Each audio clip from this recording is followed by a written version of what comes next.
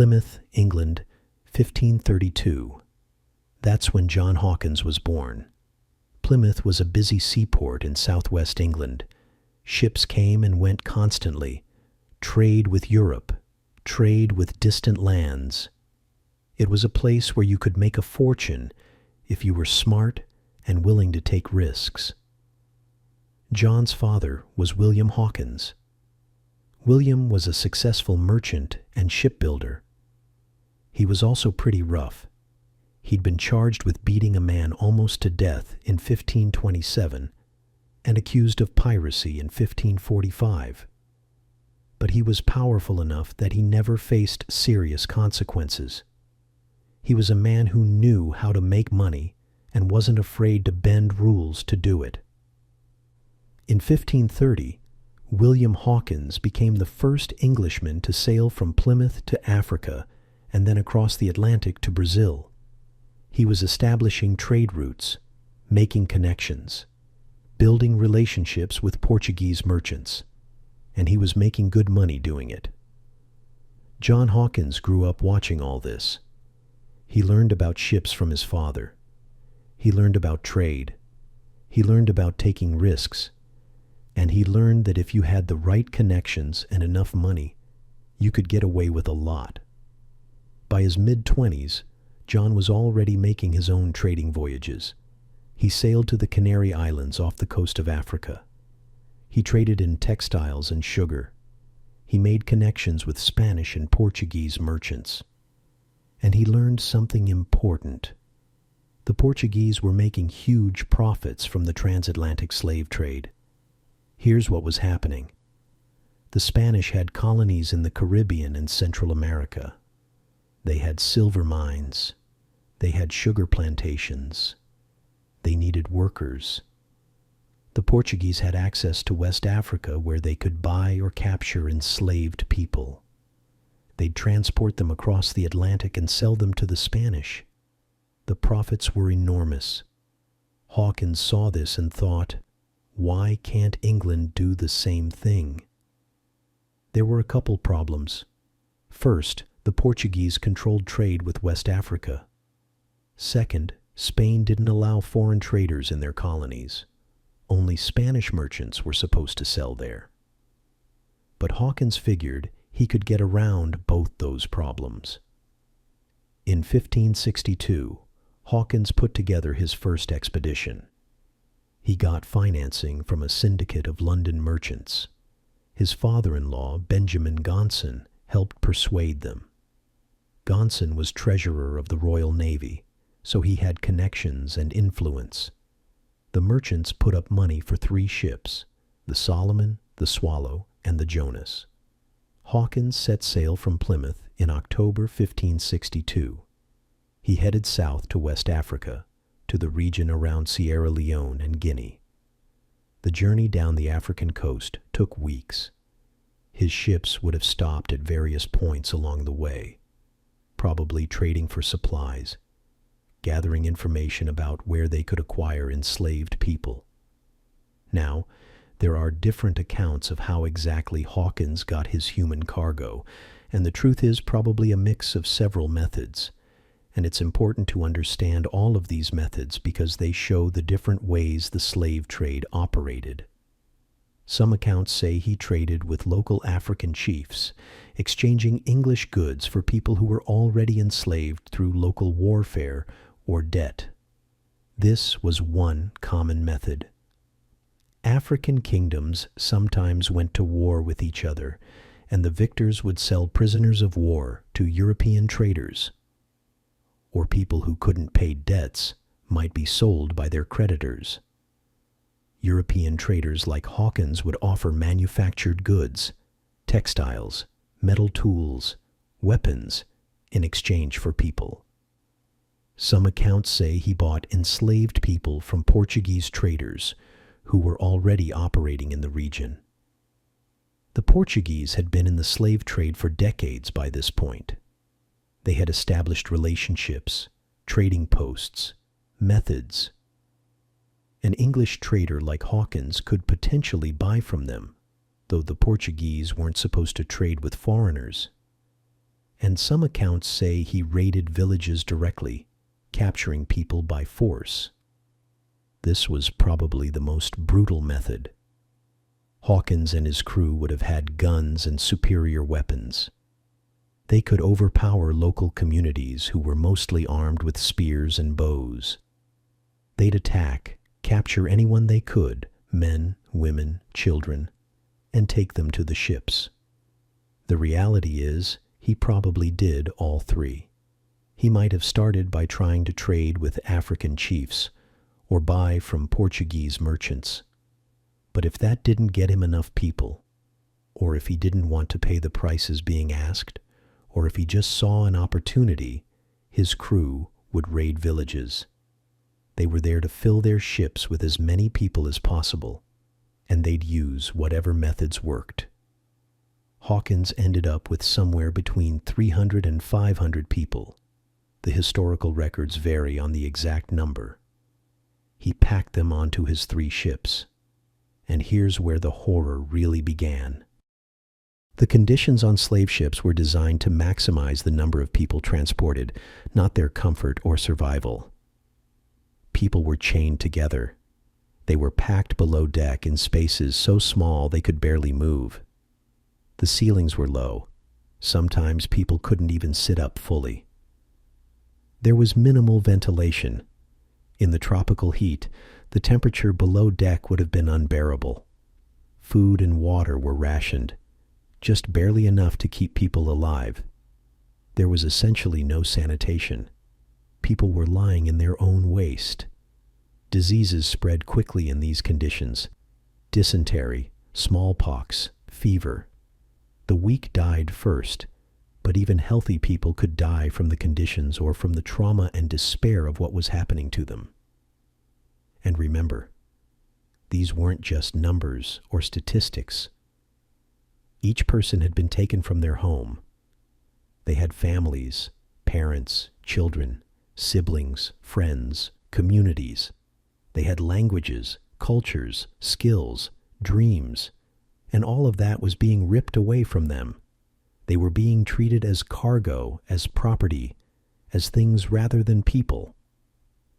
The voyage from West Africa to the Caribbean typically took 6 to 8 weeks, depending on weather and currents. For 6 to 8 weeks, people endured these conditions. Many didn't survive. Bodies of the dead would be thrown overboard. Those who survived arrived sick, traumatized, and facing a terrible future. Hawkins sailed to Hispaniola. That's the island that's now Haiti and the Dominican Republic. This was Spanish territory. Spain controlled it. And remember, Spain had laws that said only Spanish traders could sell goods in Spanish colonies. Foreign traders weren't allowed. This was Spain's way of maintaining control over their colonial economy. But Hawkins had a plan for getting around this. And it's pretty clever in a devious way. He'd show up at a Spanish settlement with his ships full of enslaved people. The local Spanish governor would say, "Sorry, I can't trade with you, it's against the law." And then Hawkins would make it clear that he had ships, he had guns, he had armed men, and he could cause serious problems if he wanted to. He wouldn't actually attack.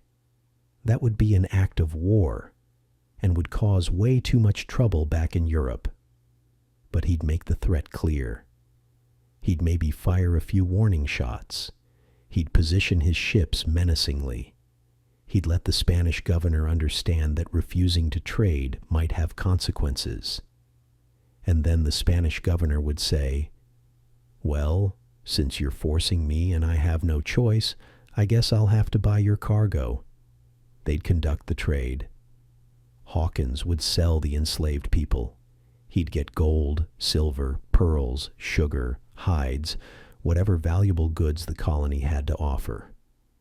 Here's the clever part.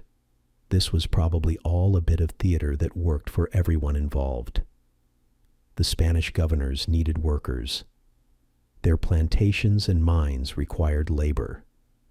They'd rather buy from English traders who showed up with human cargo than wait for official Spanish suppliers. but they weren't supposed to trade with foreigners. So by claiming they were forced to trade, they could cover themselves. They could report back to their superiors in Spain and say, "The English threatened us, we had no choice, we had to trade with them." Meanwhile, Hawkins got to sell his cargo at good prices without actually having to fight anyone. And the Spanish superiors back in Europe could officially condemn the English intrusion while privately knowing their colonies were getting the workers they needed. It was a system of mutual benefit wrapped in claims of coercion. Everyone got what they wanted. The Spanish settlers got workers. The Spanish governors avoided punishment for breaking trade rules. Hawkins got his sales. The only people who didn't benefit were the African people being sold, who had no say in any of it. The voyage was incredibly profitable. Hawkins came home with sugar, pearls, hides, and other valuable goods worth far more than what he'd invested. The London merchants who'd backed the voyage made huge returns on their investment. They probably tripled or quadrupled their money. And word spread quickly through London's merchant community.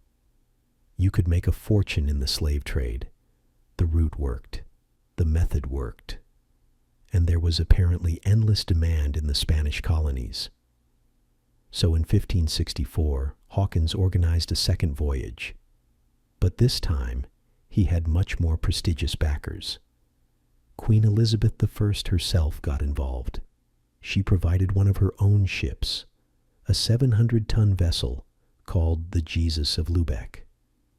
This was a royal ship, and it would fly the royal standard, the Queen's own flag.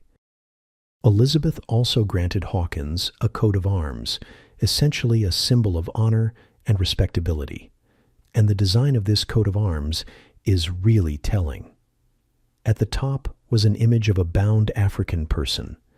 The Queen was officially recognizing and honoring Hawkins's role in the slave trade. She was making it clear that this was respectable business, approved at the highest levels of English society. Other powerful people invested too. William Cecil, Lord Burghley, who was Elizabeth's most trusted advisor. Robert Dudley, Earl of Leicester, who was rumored to be Elizabeth's favorite courtier. Lord Admiral Clinton, the Earl of Pembroke. The most powerful people in England were backing this voyage.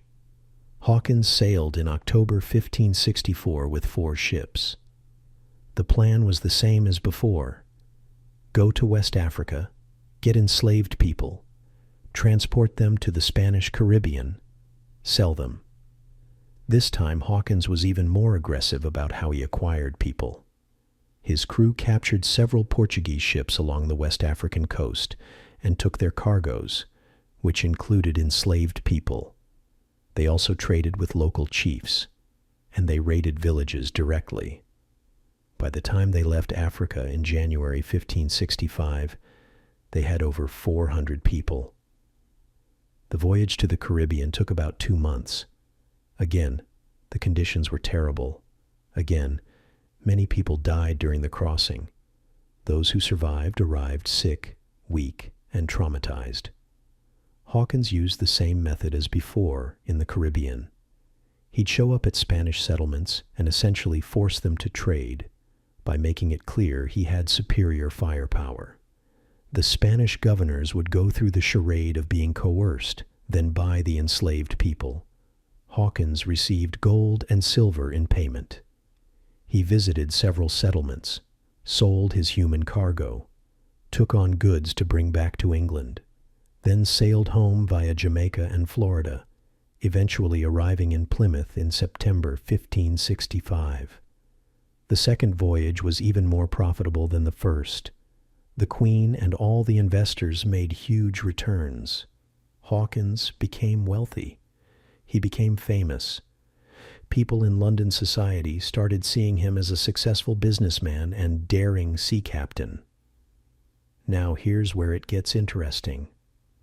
Queen Elizabeth had publicly said that enslaving African people was detestable. That's a direct quote. She said it was a horrible thing to do. But then she backed Hawkins's voyages. She lent him her own ship. She granted him a coat of arms featuring a bound African. She invested in the venture and took a share of the profits. This tells you something about how people rationalized participating in the slave trade. They could condemn it morally while still profiting from it. They could say it was terrible while doing it anyway. The money was too good to pass up. In 1567, Hawkins organized a third voyage. This one included a young relative of his named Francis Drake, who would later become even more famous than Hawkins. They sailed with 6 ships, again with royal backing. This voyage followed the same pattern. Sail to West Africa. Acquire enslaved people through a combination of trading, buying from Portuguese merchants, and direct raiding. Pack them onto ships, cross the Atlantic, sell them in the Spanish Caribbean. But this third voyage went wrong. After selling the enslaved people, Hawkins's fleet needed repairs and fresh water. They stopped at San Juan de Ulua, near present-day Veracruz in Mexico. While they were there, a Spanish fleet arrived. Up until now, the Spanish had tolerated Hawkins's activities through their charade of being forced to trade. But the Spanish government was getting tired of English ships in their waters, and this Spanish fleet decided to attack. The battle was a disaster for Hawkins. Of his 6 ships, only 2 escaped, the one commanded by Hawkins himself and the one commanded by Francis Drake. The others were captured or destroyed. Hawkins had to abandon about 100 of his crew members on the Mexican coast. Many of his men died. The voyage was a total financial loss. Worse, it created a major incident between England and Spain. Hawkins and his investors tried to get compensation from the Spanish government, but it didn't work. The Queen had to prohibit Hawkins from going back to sea for a while to avoid making things worse with Spain. This was the end of Hawkins's career as a slave trader. He'd made 3 major voyages between 1562 and 1569. In total, he'd transported around 1,200 to 1,500 African people across the Atlantic. For each person who survived the voyage, probably 3 times that many had died during the capturing, the waiting, and the brutal conditions of the Middle Passage. After 1569, Hawkins switched careers. He became an administrator in the Royal Navy. In 1577, he became Treasurer of the Navy. In 1589, he also became Controller of the Navy. These were powerful positions that gave him control over England's naval development. And this is where Hawkins made his other major contribution to English history. He redesigned England's navy.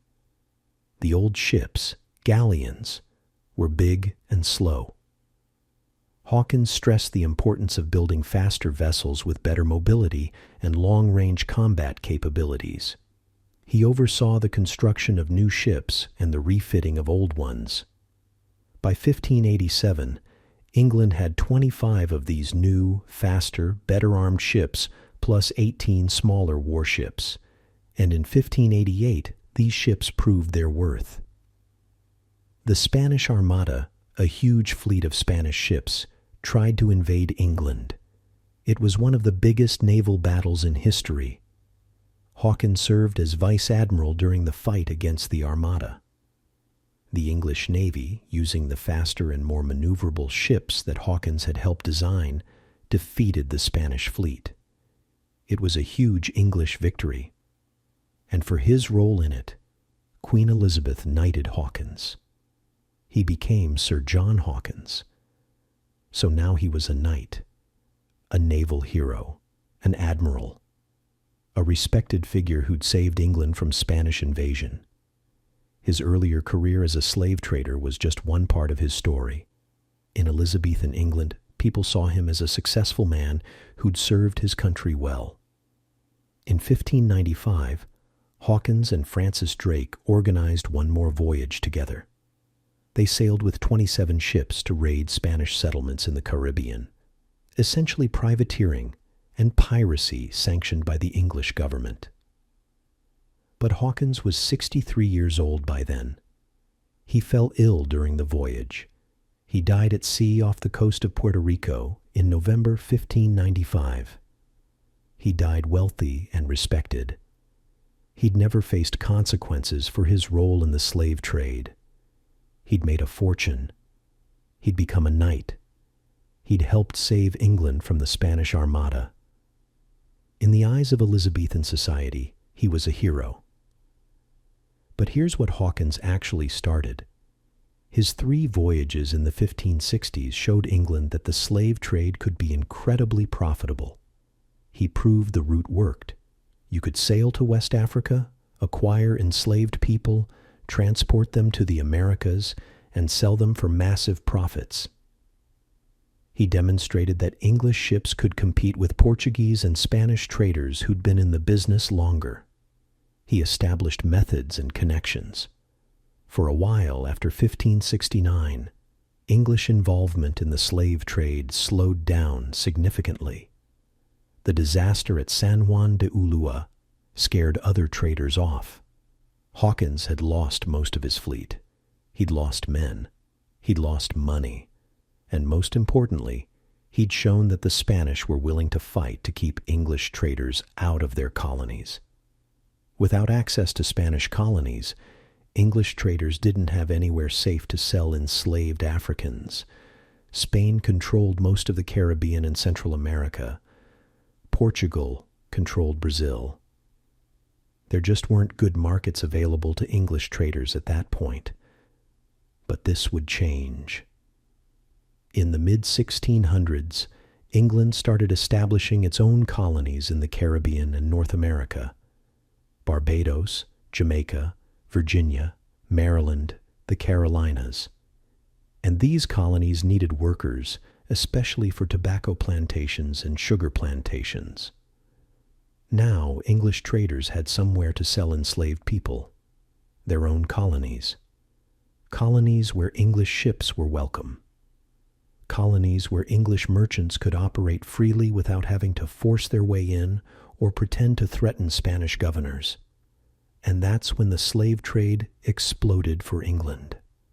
What Hawkins had done on a small scale, 3 voyages transporting maybe 1,500 people total, became a massive, systematic industry. Over the next 200 years, English and later British traders would transport millions of African people across the Atlantic. Millions. Men, women, and children torn from their homes, transported in horrific conditions, sold as property, forced to work on plantations. Bristol, Liverpool, and London became major slave trading ports. Ships were specifically designed for the slave trade. How to pack the maximum number of people in the holds. How to prevent rebellions. How to minimize losses during the Middle Passage while maximizing profits. The triangular trade became the foundation of British wealth and power in the 1700s. Ships left Britain loaded with manufactured goods, textiles, guns, tools, alcohol. They sailed to West Africa and traded those goods for enslaved people. Then they crossed the Atlantic and sold the enslaved people in British colonies in the Caribbean and Americas. Then they loaded up with sugar, tobacco, cotton, rum, all produced by enslaved labor, and sailed back to Britain. British merchants made money at all 3 points of the triangle. Industries grew up to process the raw materials coming from the colonies. Sugar refineries, tobacco processors, cotton mills. These industries employed thousands of workers in Britain. Banking and insurance industries grew to finance and insure the slave trade. Shipbuilders made fortunes building vessels for the trade. England became one of the richest nations in the world, and that wealth was built significantly on the slave trade and on the products produced by enslaved labor. The Industrial Revolution in Britain was funded partly by profits from the triangular trade. The financial systems, the infrastructure, the accumulated capital, so much of it traced back to the slave trade. And it all started with John Hawkins proving it could work in the 1560s. He wasn't the only factor, obviously. Lots of economic and political forces came together. But he was the pioneer. He was the one who showed English merchants that the slave trade could be profitable for England, not just for Spain and Portugal. And for centuries, Hawkins was remembered as a hero, a pioneering sea captain, a naval innovator, the man who helped defeat the Spanish Armada. His role in starting the English slave trade was mentioned, but often downplayed or treated as just another business venture of his time. It wasn't until relatively recently that people started seriously examining and criticizing Hawkins's legacy. In the Victorian era of the 1800s, some historians started calling him the unscrupulous father of the English slave trade. But even then, he was still mostly remembered for his naval accomplishments. In 2006, one of Hawkins's descendants, Andrew Hawkins, publicly apologized for John Hawkins's role in the slave trade.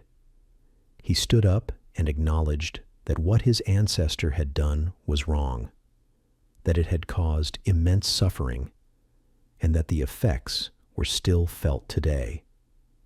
That public apology was significant because it represented a shift in how people thought about Hawkins and about the slave trade in general. For too long, it had been treated as just business, just history, just something that happened in the past. The apology recognized that it was more than that. It was human suffering on a massive scale, and it deserved acknowledgement and recognition. Today, Hawkins's legacy is complicated and debated.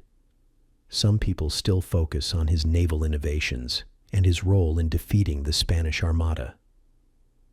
Others focus on his pioneering role in the English slave trade and the centuries of suffering that followed from it.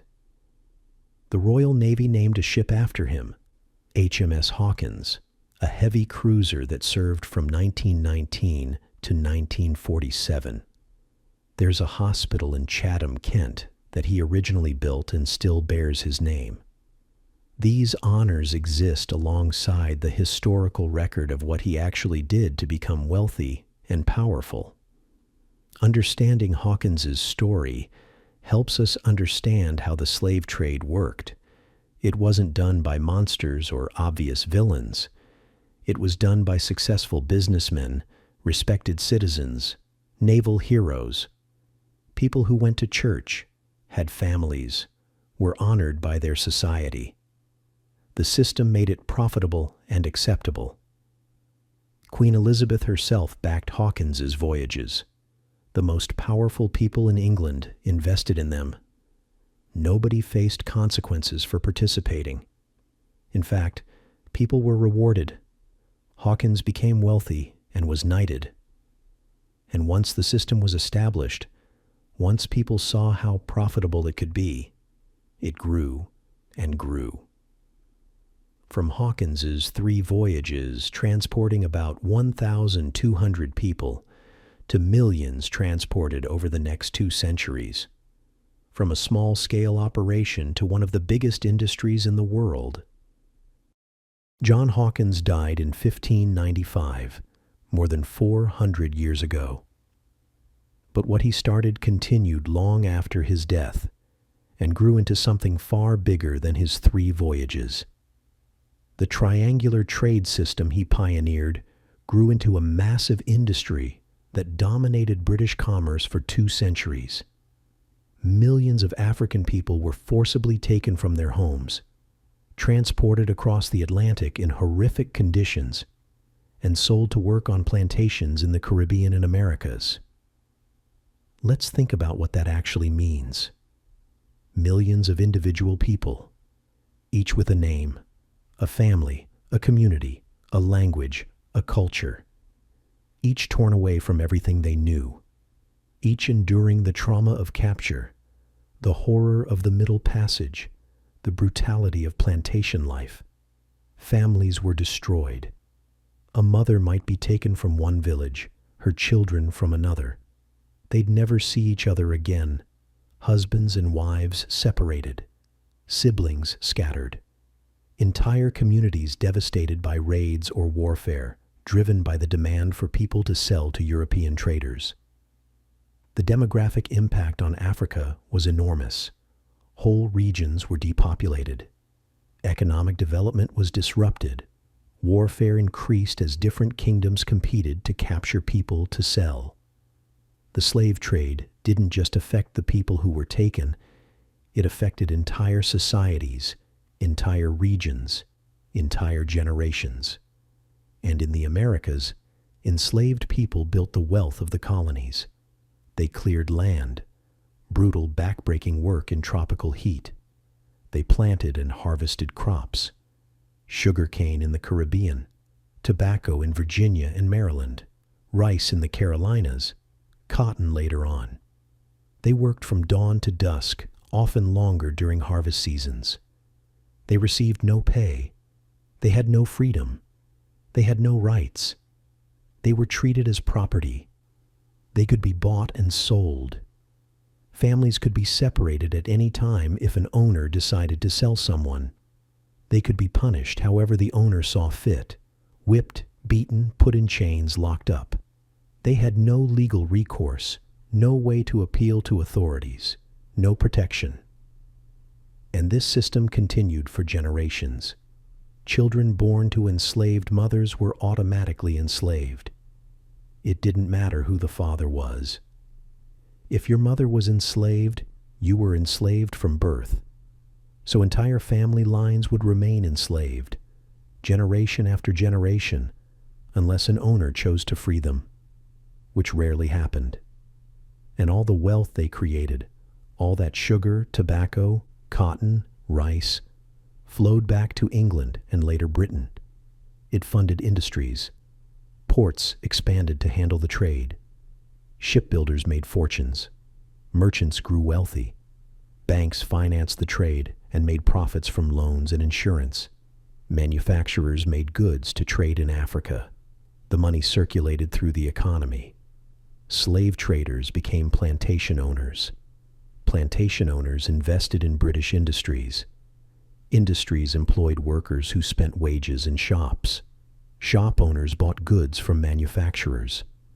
The whole economic system was interconnected, with the slave trade and enslaved labor at the center of it.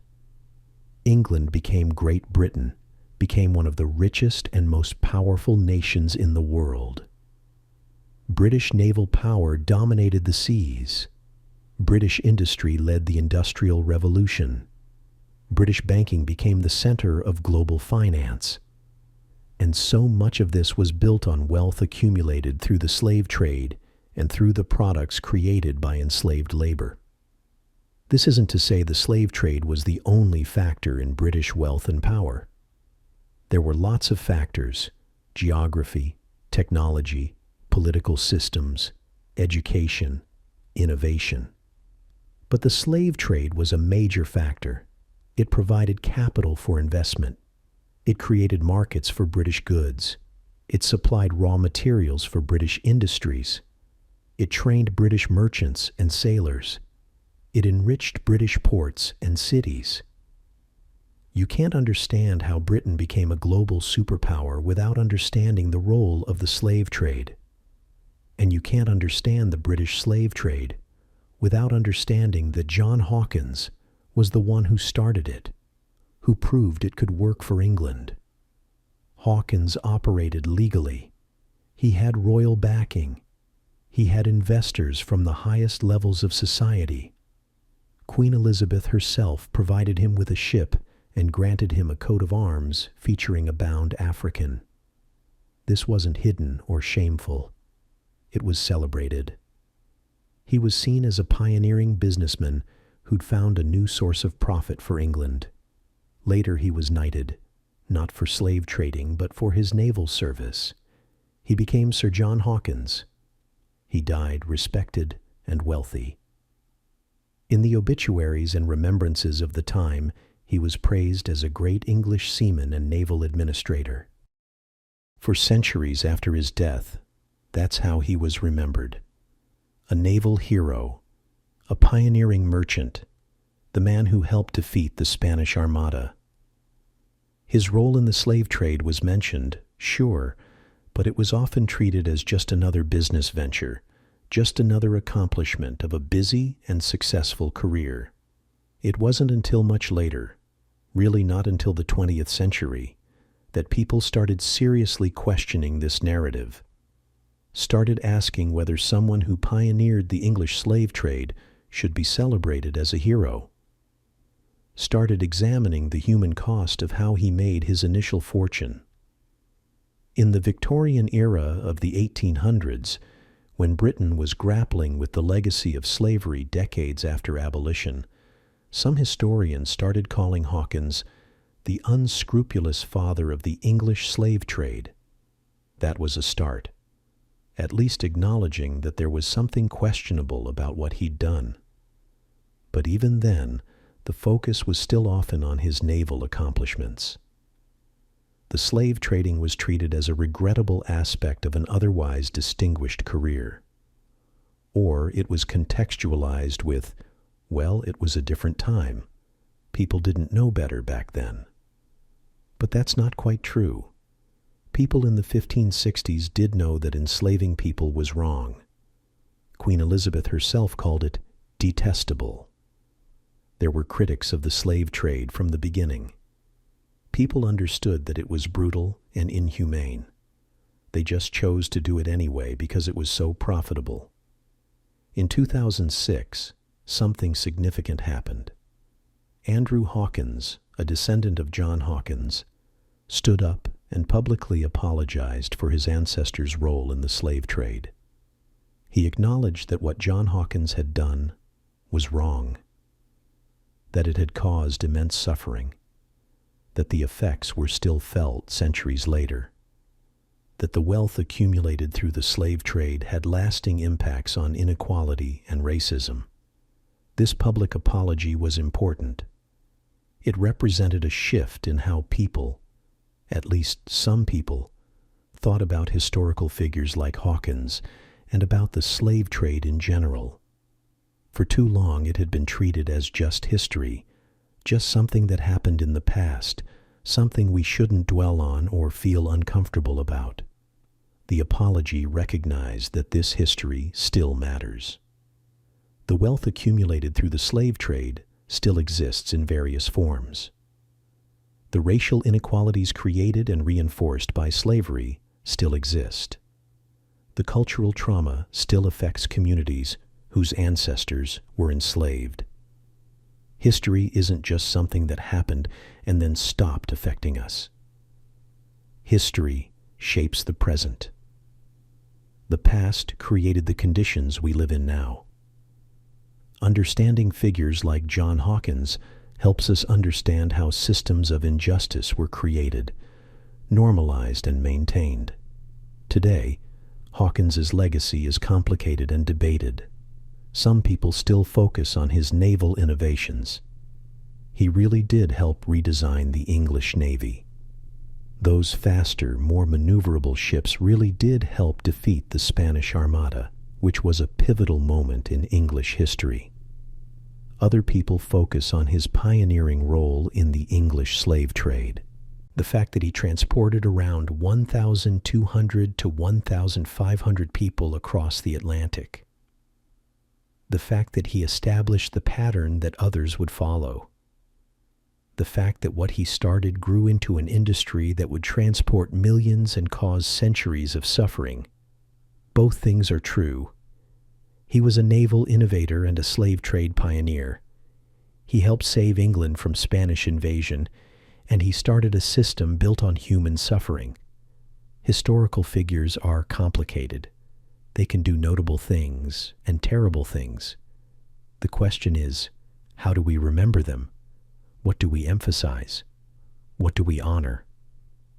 The Royal Navy named a ship after him, HMS Hawkins, a heavy cruiser that served from 1919 to 1947.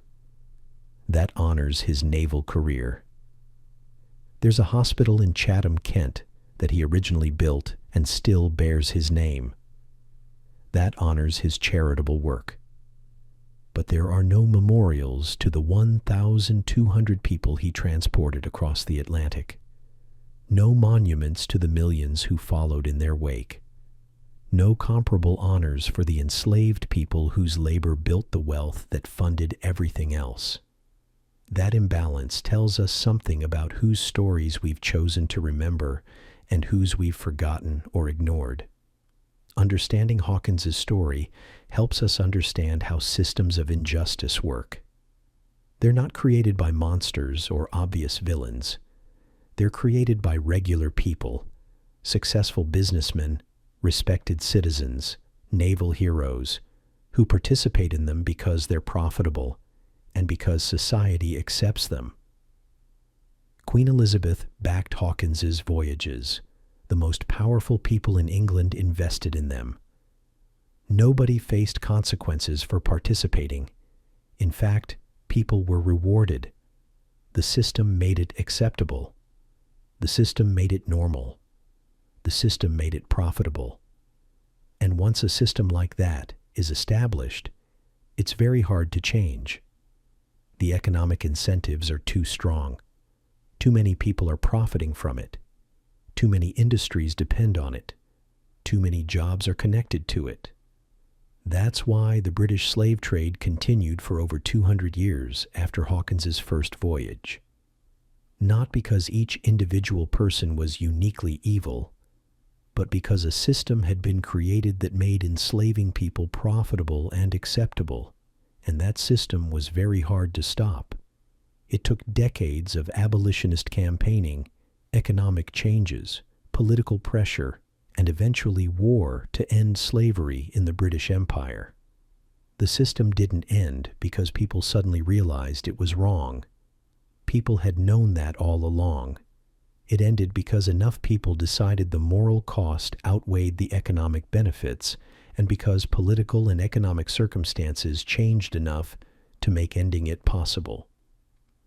Understanding that history, understanding figures like John Hawkins who helped create these systems, is crucial for understanding how injustice works and how to fight it. The portrait of Sir John Hawkins still hangs in Plymouth. He's depicted as dignified, successful, important, which he was, by the standards of Elizabethan England, and by certain measures today. But we also know the full story now.